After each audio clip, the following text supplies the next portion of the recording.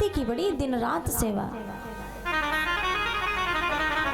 श्री सुखदेव मुनि महाराज कहते हैं कि हे राजन, कि जो पति सेवा में रहे, अरे वाह नारी है धन्य, उग्रसेन की प्रिया भी है उनमें ही गण्य।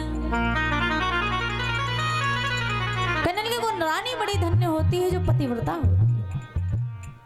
एक दिन की बात है कि रानी के मन में एक ग्लानि आ गई कि कई वर्ष विवाह के हो गए हैं, मथुरा का इतना बड़ा साम्राज्य है, इतना बड़ा राज्य है, इतनी प्रजा है और प्रजा का प्रेम है हम लोगों के प्रति, पर दुर्भाग्य मेरा है कि मैंने इस वंश को बढ़ाने के लिए कोई कुल दीपक को जन्म नहीं दिया। ये मन में विचार कर एक दिन रानी पवन रेखा रो रही, रानी पवन रेखा रो रही थी।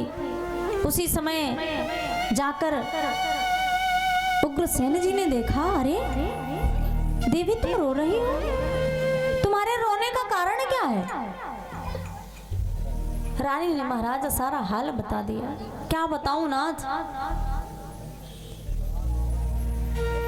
एक स्त्री तभी परिपूर्ण बनती है जब एक वो माता का स्थान प्राप्त कर लेती है। विवाह के कई वर्ष व्यतीत हो गए, मेरे यहाँ किसी संतान ने जन्म नहीं लिया नाथ।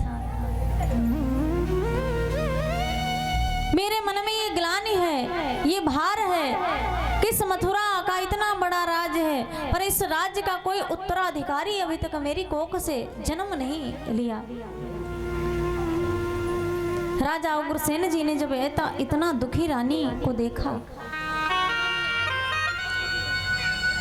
तो कहने लगे, देवी तुम संतान के लिए रो रही हो? भगवान के घर देर होती है अंधेर नहीं। शायद भगवान की ना जाने क्या मर्जी है। यदि उसकी कृपा होगी तो सब कुछ पाना संभव है, उसकी कृपा नहीं है तो महाराज कोई भी काम संभव नहीं होता जब तक बिना बिहारी की कृपा हो। कि तेरी सत्ता के बिना हे प्रभु मंगल मूल, पत्ता तक हिलता नहीं, खिले न कोई फूल। कहने लगे भगवान की बिना मर्जी महाराज एक पत्ता भी नहीं हिल सकता, फूल भी नहीं खिल सकता।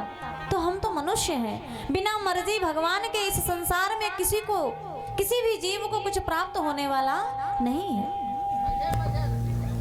राजा उग्रसेन ने देखा रानी बड़ी दुखी है, कहने लगे जाओ कुछ समय के लिए हमारे जो नगर के बाहर सुंदर सा उपवन है, उस उपवन में घूम कर आओ।